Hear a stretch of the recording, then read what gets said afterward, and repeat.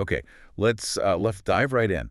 When we talk about heroes, what actually makes a hero is, just brute strength, being the strongest. Or is there something deeper? Exactly, something more profound. Yeah, that's a question that echoes through, well, pretty much all epic stories, doesn't it? Physical power is often celebrated, sure, but the material we're looking at today, it offers a really different angle on heroism. Right. We're doing a deep dive today into Rostam, the legendary figure from Persian epics. Yeah.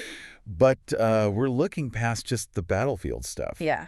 We're using a lens that views him less as just this mighty warrior and more as, well, a symbol, a kind of path towards a different type of strength. A strength rooted in awareness. Precisely. Awareness. And the main text guiding us here is Rostam, Hero of Awareness by Dr. Pooyan Ghamari. It's based on reflections from Ferdowsi's Shahnameh, specifically that incredible story. The tale of Zal and Rudabeh. That's the one, the birth of Rostam.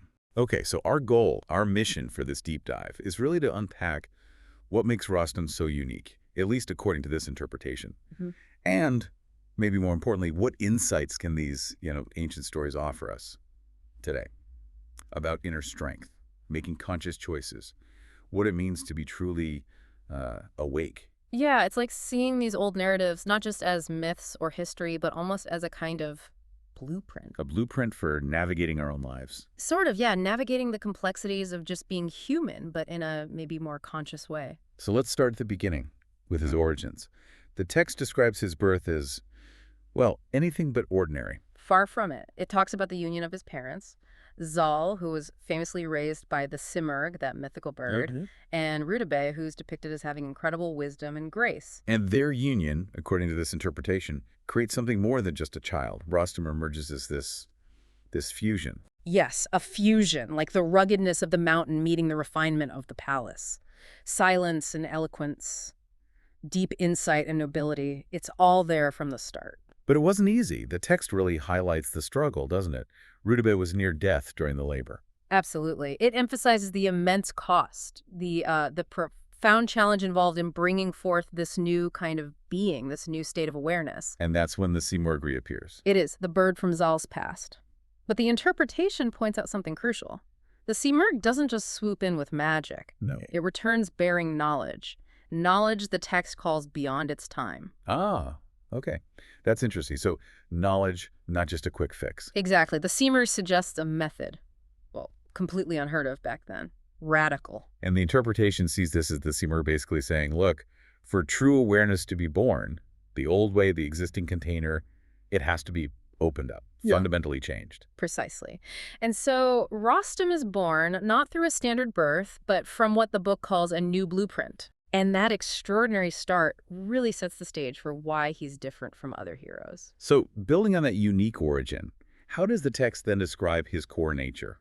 It seems clear it's not just about his muscles. Definitely not. In a world the text sort of describes as always looking for easy answers, Rostam is presented almost like a question. A question. Yeah, he embodies something the world desperately needed at that time. Someone who could balance immense physical power with equally immense perception and wisdom. And the interpretation really pushes this idea that Rostam isn't just some figure from the past to admire from afar. He's presented as a potential path. Right. A path for you, for the listener. A way out of living life on autopilot. A shift from just reacting instinctively. Exactly. To reflecting thoughtfully, moving away from just imitating or blindly following orders. Towards making conscious, deliberate choices. Yes. That transformation, that internal shift, is what the text argues is central to his real significance. And this idea of Rostam as a path connects to that fascinating concept about the Simurgh, right? It's not just an external helper anymore. No, according to the text, the Simurgh essentially goes internal. It becomes a voice within Rostam. Like an inner guide. Sort of. Whispering in moments of quiet or crisis. And its core message is about a deeper way of seeing. See not just with your eyes, it says, but with your entire being. Wow. That feels incredibly relevant now. The text points out how, in our world, images and surfaces can often distract from deeper meaning, and how power, external power, can sometimes feel, well, hollow. Right. And in that context, Rostam stands as the symbol of a human who has immense outer strength, but, and this is crucial, manages not to lose their inner core. Their authentic self remains intact. The excerpt from the Shahnameh itself, the one about the birth, it paints such a vivid picture. You hear the cries from the palace. Yeah. Rudabeh's struggle. And then the Simurgh appears, scattering those dark feathers, offering its ancient wisdom to Zal. And the child born is described as radiant. Not like a wild animal, pure instinct. Right, not just a wolf or a lion in its raw state. But a lion-hearted hero. Born strong, yes.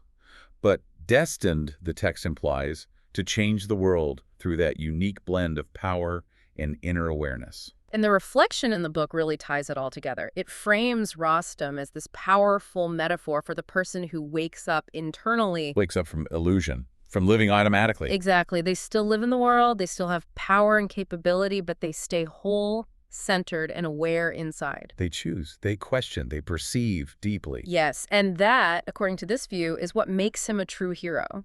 Not just the cool deeds, but the inner state driving those deeds. The awareness behind the action. Precisely. And what's really powerful is how the text then brings this right back to us. To you, listening now. How so? It talks about our current times, this feeling maybe of searching for deeper meaning, even kids asking these profound questions that go beyond the surface level. It suggests maybe what we need isn't some external hero, but the spirit of Rostam. Well, within ourselves. Okay, so this is where it gets practical. Yeah. The text offers actual examples of what embodying Rostam might look like for us. It does. Like, every time you manage to choose presence, choose awareness, instead of just lashing out in rage. Or every time you stand firm, grounded in your core self when faced with thoughtless power, the kind that just bulldozes over everything. Right, instead of just being swept along.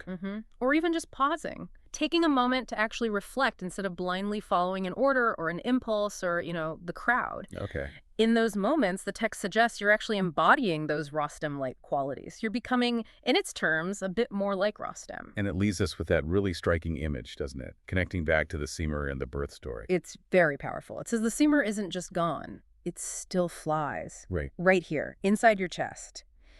In that word you're maybe still afraid to say, in that decision you haven't quite made yet. So the final thought it leaves us with is, what is that inner Simurgh, that deep wisdom, whispering to you right now in those crucial moments?